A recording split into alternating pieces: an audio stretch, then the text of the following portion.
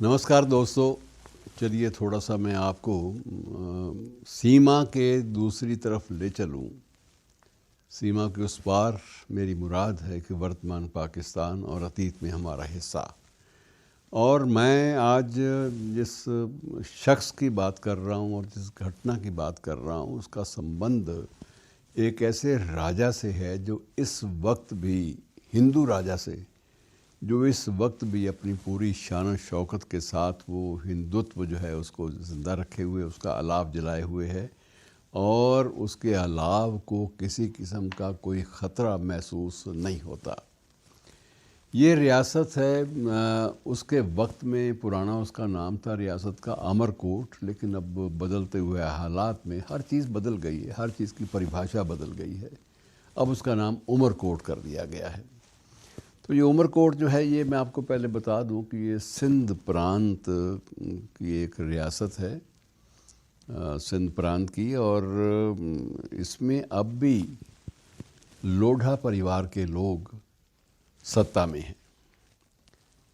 उनको, उनकी सत्ता को, उनके राजसी रहन सहन को, यद्यपि वहाँ की कानूनी मान्यता नहीं है, वहाँ की सरकार ने उनको किसी किस्म की कोई भी मान्यता देने से इनकार भी किया है, लेकिन वो अपनी धुन के पक्के हैं। और अब भी उनका रहन सहन, उनकी हवेली, उनका छोटा सा महल, वो बाकायदा उसी पुरानी परंपराओं के साथ ज़िंदा है।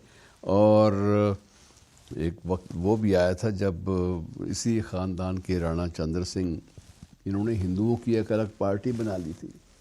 ये बहुत पुरानी बात नहीं है, ये बेनज़ीर भुट्टो के वक्त की बात है जब वो प्रधानमंत्री थी। तो बेनज़ीर भुट्टो भी उनसे काफ़ी प्रभावित थी, उनके असर और उनके असर व रसूख से बहुत प्रभावित थी। तो उन्होंने कहा कि मैं राणा चंद्र सिंह तुम्हें मान्यता तो नहीं दे सकती, तुम्हें रिकॉग्निशन तो नहीं दे सकती एक शासक के तौर पर, लेकिन यह ज़रूर कर सकती हूँ कि तुम्हारी लोकप्रियता और तुम्हारी इंसाफ प्रियता को देखते हुए तुम्हें अपने मंत्रिमंडल में हिस्सा ज़रूर दे दूँ। और उन्हें बेनज़ीर भुट्टो ने अपने मंत्रिमंडल में बाकायदा अल्पसंख्यक हितों का रक्षक बनाते हुए वो विभाग उनको दे दिया और मंत्री बना दिया। और ये एक बहुत मित्रों पुरानी बात भी नहीं है। 1990 में वहाँ पर वर्तमान जो राणा हैं, उनके दादा राणा चंद्र सिंह उनका नाम था। राणा चंद्र सिंह ने पाकिस्तान, पहले वो पाकिस्तान पीपल्स पार्टी, भुट्टो की पार्टी, उसके बीच में थे, लेकिन बाद में अलग हो गए। और अलग होकर उन्होंने 1990 में, मतलब बहुत पुरानी बात भी नहीं है, ये 35 साल पुरानी बात है, 1990 में उन्होंने पाकिस्तान हिंदू पार्टी का गठन किया। और उस पार्टी के झंडे का रंग भगवा था और उसके बीच में ओम और त्रिशूल, दो प्रतीक चिन्ह बने हुए थे। बहरहाल पार्टी का जो नारा था वो भी हिंदुओं की मजबूती और हिंदुओं की बहबूदी, यही नारा लेकर वो चुनाव के मैदान में भी उतरते रहे। और अब खूबसूरत बात मित्रों ये है कि जो वर्तमान राजा करणी सिंह हैं, उनकी अपनी छोटी सी एक सेना भी है। और उनके अंग रक्षक जो हैं वो सिर्फ ये नहीं है कि वो भी हिंदू तिलकधारी हैं, अंग रक्षकों में बाकायदा मुस्लिम गार्ड भी हैं। और ज़्यादातर मुस्लिम गार्ड हैं। और ये सारे बॉडी गार्ड, सारे अंग रक्षक उनके साथ साथ जहाँ भी वो जाते हैं चलते हैं। और प्राण की अपनी ख़तरा जो है प्राणों का, वो उठाते हुए भी बाकायदा वो उनकी सुरक्षा के लिए पूरी तरह चौक चौबंद बने रहते हैं। और बॉडी गार्ड्स के पास भी शॉट गन भी रहती है और AK-47 राइफ़ल भी उनकी बगल में टंगी होती है। और वो ये मानते हैं, वहाँ के मुसलमान जो अंगरक्षक हैं वो भी ये मानते हैं कि इनका जो परिवार है ये राजा पोरस के वंश से है, ये राजा पुरु के वंश से है। और हम राजा पोरस के बारे में, उनके प्रति, उनके वंश के प्रति अपनी वफादारी को आज तक निभा रहे हैं, जैसे हमारे पुरखे भी निभाया करते थे। और ये मैं एक थोड़ा सा मैं आपको और भी बता दूं कि जब कभी ये शादी ब्याह इनके होते हैं इस परिवार के, तो वो भारत के नेचुरली वहाँ तो कोई राज परिवार है नहीं, तो यहाँ के राज परिवारों से होते हैं।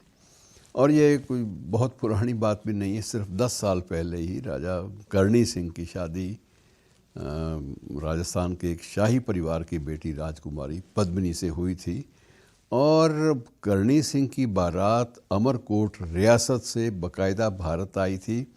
और उसके बाद इस रियासत के बारे में जब चर्चाएं चली तो ये भी बात स्पष्ट आई कि ये पूरी की पूरी रियासत को छोटा मोटा ये नहीं है कि सन के आधार पर छोटा सा एक शहर है उसका नाम उमरकोट रख दिया गया।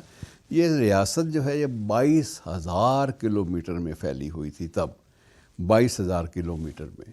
उसके बाद इन्होंने पाकिस्तान के जो चुनाव आयोग हैं वहाँ दरख्वास्तें भी दी कि हमारी बाकायदा एक पार्टी है, उसका एक झंडा है, उसका एक कार्यक्रम है और उसके समर्थकों की संख्या भी लाखों में तादाद, लेकिन उन्हें मान्यता देने से चुनाव आयोग ने इनकार कर दिया। उस वक्त भी सोढ़ा राज परिवार ने बाकायदा इसी जो उमरकोट है वर्तमान, इसके किला आज भी सोढ़ा परिवार की मिल्कियत है। वहाँ दरबार भी लगाते हैं महाराज जी राणा साहब। और राणा साहब ये भी बताते हैं, मुझे भी एक बार उनसे मिलने का चंद क्षणों के लिए, चंद लम्हों के लिए मौका मिला था। ये वर्ष 1988 की बात है। तब वो राजकुंवर थे और शहजादे थे, तब वो ऐसा नहीं था कि तब वो सत्ता में आ गए थे। तो उन्होंने बताया था कि इसी जिस किले में हम लोग रहते हैं, इसी किले में मुगलिया सल्तनत के सबसे ज़्यादा चर्चित सम्राट अकबर का जन्म हुआ था। तो मेरा ये सवाल था कि ये कैसे मुमकिन है कि अकबर का जन्म यहाँ हुआ उमरकोट में। तो उनका ये कहना था कि आप इतिहास के पन्ने खोल लो, वहाँ आपको जिक्र मिल जाएगा। और हुआ ये था कि हुमायूं अपने शेरशाह सूरी के ख़िलाफ़ जंग में हार चुका था और हारने के बाद वो अपने परिवार को लेकर वहाँ से दौड़ खड़ा हुआ था। तो हुमायूं ने अपने परिवार के साथ इसी उमरकोट में ही शरण ली थी और उमरकोट के इसी किले में हुमायूं की बीवी ने अकबर को जन्म दिया। तो ये बहुत सारे ऐतिहासिक परिप्रेक्ष्य भी हैं, लेकिन वो परंपराएं आज भी ज़िंदा हैं। आज भी दिवाली पर बाकायदा वहाँ मेले लगते हैं, दिवाली पर मिठाइयों की दुकानें सजती हैं। लेकिन वो ये भी नहीं भूलते कि वो जो सीमाएं हैं अपने उस मुल्क की, उनका भी सम्मान करते हैं। और ईद के मौके पर भी वो मिठाइयाँ वगैरह मुस्लिम परिवारों में वो ख़ुद बांटने के लिए राणा साहब जाते हैं अपने अंगरक्षकों को साथ लेकर। लेकिन वहाँ मित्रों, हालांकि वहाँ पाकिस्तान में बहुत सारे सूफ़ी मज़ारों पर भी हमले हुए आतंकियों के, लेकिन इस किले पर या इस क्षेत्र में हमला करने की किसी को भी जुर्रत नहीं हुई, किसी भी आतंकी संगठन को। और वो लोग अब भी इस परिवार, राणा परिवार, सोढ़ा परिवार से वो बाकायदा आतंकित वो स्वयं रहते हैं कि ये ना जाने ये कब ये परिवार जो है हमारे सारे के सारे चिट्ठे खोल दे और हमारे जो अड्डे हैं उनको नेस्त नाबूद कर दे। शुक्रिया।